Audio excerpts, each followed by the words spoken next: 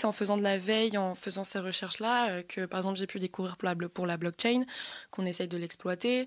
Après, par exemple, sur la cybersécurité, bien évidemment, ça m'a pas surpris qu'on ait un service de la cyber. C'est même heureusement, j'ai envie de dire, heureusement qu'on en a un.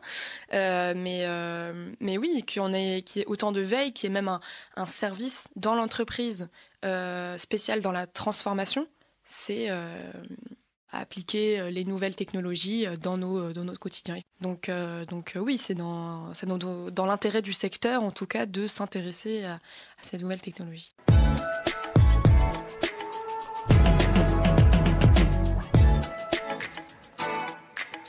Bonjour à tous et bienvenue dans le podcast des métiers de l'assurance. Quand j'assure, j'agis. Plongez dans l'univers de l'assurance, le vrai, grâce aux témoignages de jeunes professionnels. Ils se retrouvent parfois dans le secteur par hasard. Et finalement, ils décident d'y faire carrière. Ils découvrent des environnements de travail où règne bonne humeur et partage. Ils se découvrent experts de l'intelligence artificielle et conseillers de nos quotidiens. Aujourd'hui, on reçoit Elena pour un témoignage sans filtre. Elle vient de terminer ses 2 années d'alternance en tant que risk manager.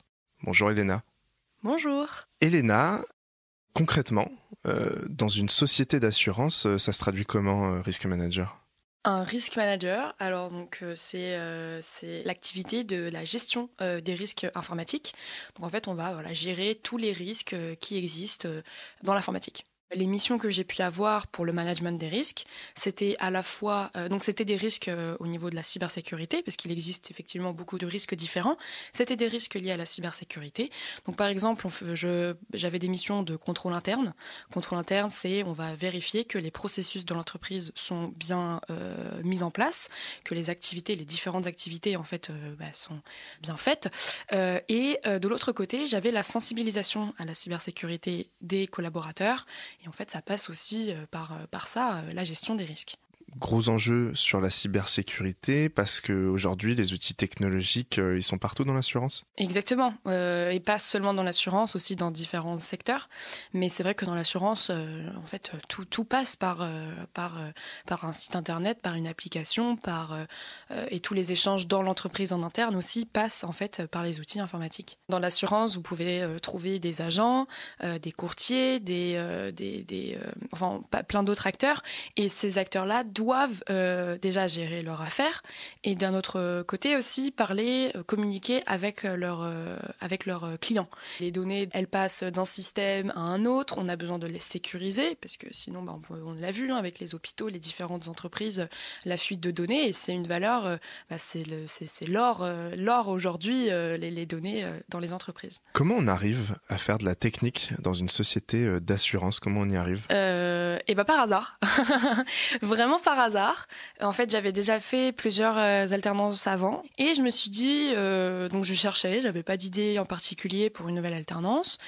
Et puis voilà, un très bon ami m'a conseillé cette expérience.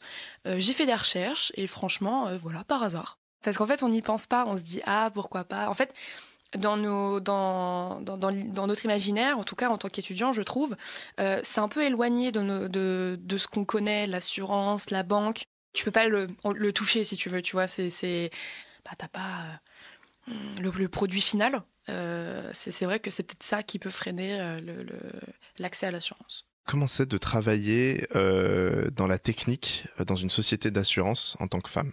Je dirais que c'est une expérience comme une autre, honnêtement, en toute honnêteté, parce que c'est vrai qu'on a la vision on est une femme, dans l'informatique, il y a surtout beaucoup d'hommes, alors ça c'est vrai. Mais finalement, sur mes 2 ans d'alternance, j'ai pas vraiment senti de problème, de blocage.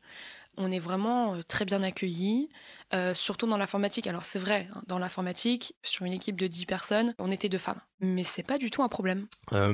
Et dans l'assurance, plus généralement, c'est féminisé comme métier, l'assurance ? J'ai pas senti, en tout cas, une majorité d'hommes ou une majorité de femmes. En plus, l'avantage dans mon entreprise, c'est que les femmes sont, au niveau du top management, sont plutôt bien représentées. On a des associations pour promouvoir les femmes dans l'entreprise, etc. Et je trouve qu'on fait beaucoup d'efforts à avoir cette égalité de 50-50 dans les entreprises. Tu t'y retrouves en tant que jeune dans le secteur d'assurance ?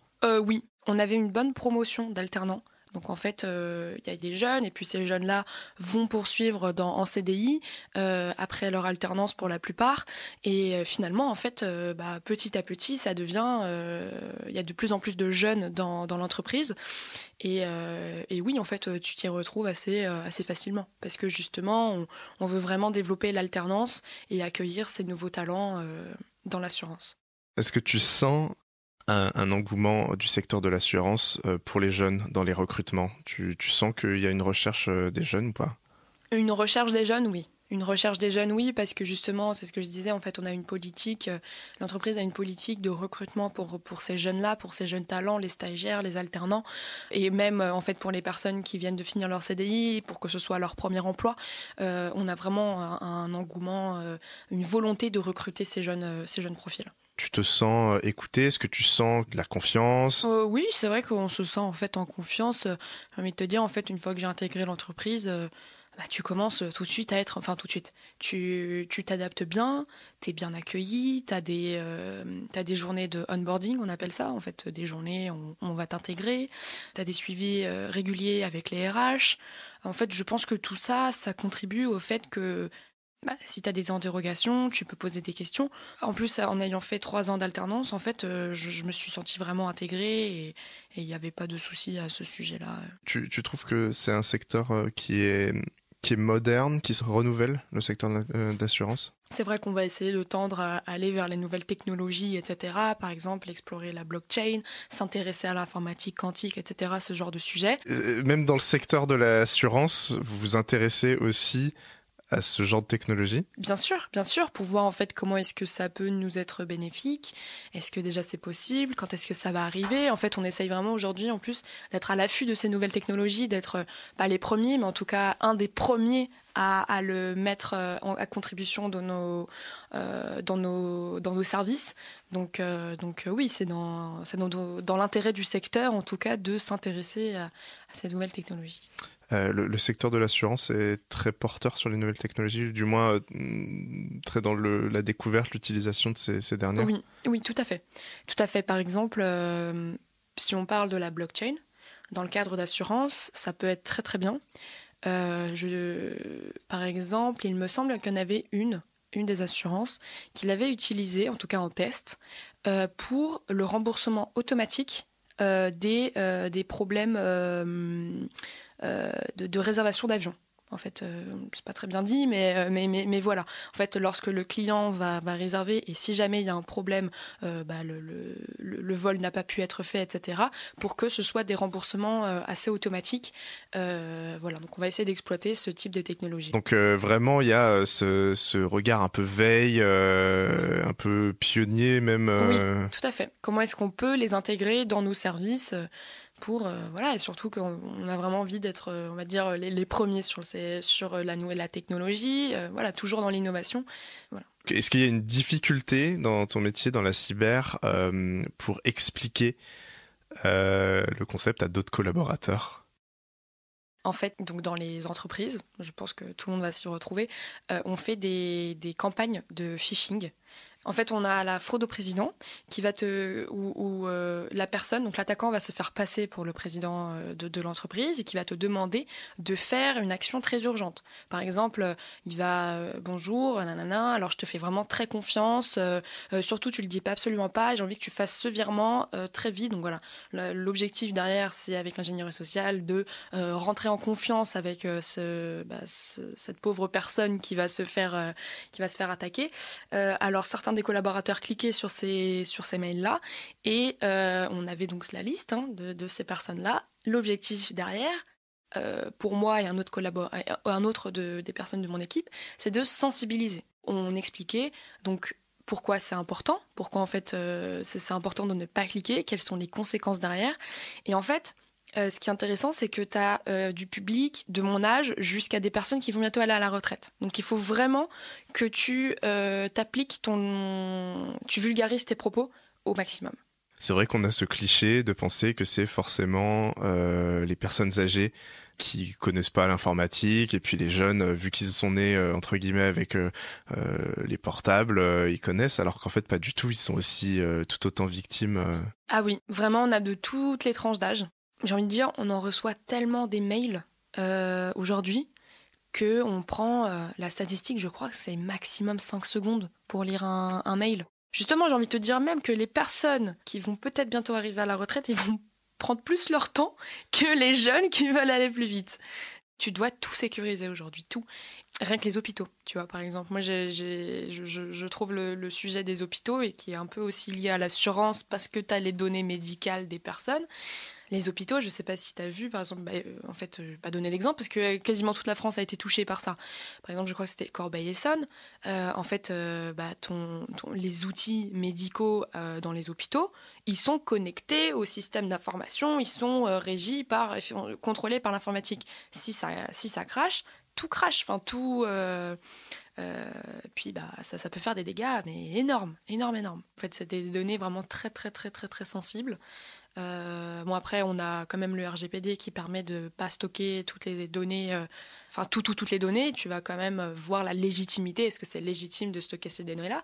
Quand même, tu as besoin des données assez importantes sur l'assuré. Est-ce qu'il y a des implications aussi au niveau des assurés? Oui, je sais qu'on en fait pour les assurés. Par exemple, tu vois, lors du cybermois. Donc, je sais pas si tu vois ce que c'est le cybermois. On est en plein dedans. C'est le mois européen de la cybersécurité. Ça se passe au mois d'octobre.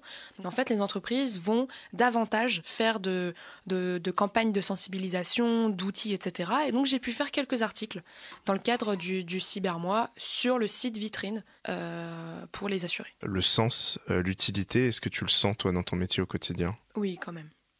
Oui, c'est vrai que je suis totalement d'accord avec ça, c'est de savoir qu'est-ce que je vais apporter à la société.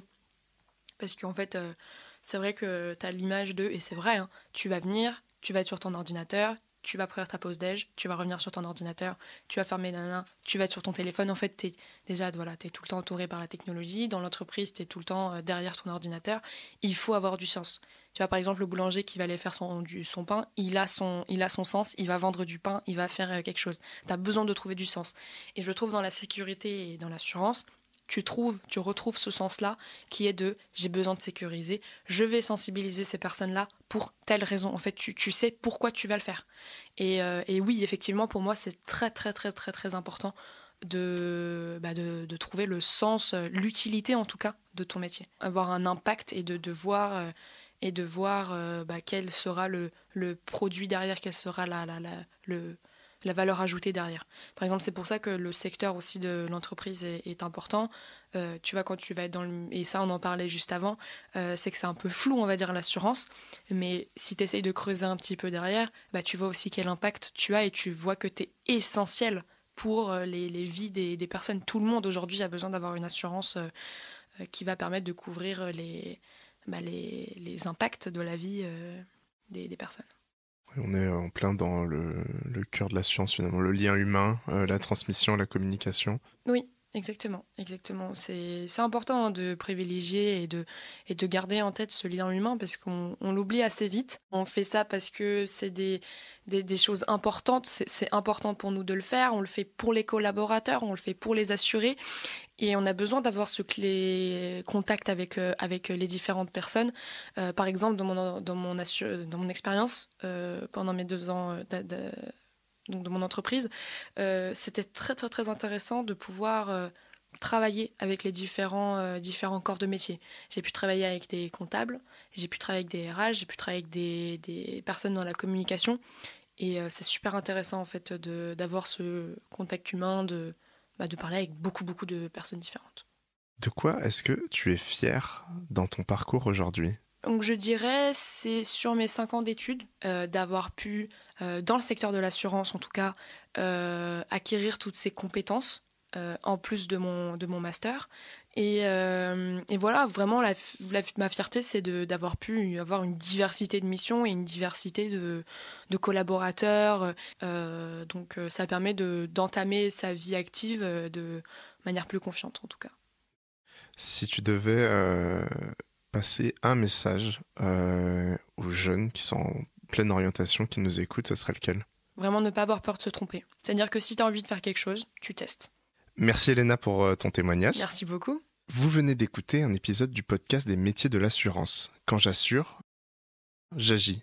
Merci de votre écoute. Découvrez tous nos épisodes sur les plateformes de Spotify et YouTube pour plonger dans le quotidien de 3 autres jeunes qui assurent. Action financée et pilotée par l'OPCO Atlas selon des axes de coopération définis dans la convention signée avec le ministère de l'Éducation nationale et de la jeunesse, le ministère de l'Enseignement supérieur, de la Recherche et de l'Innovation.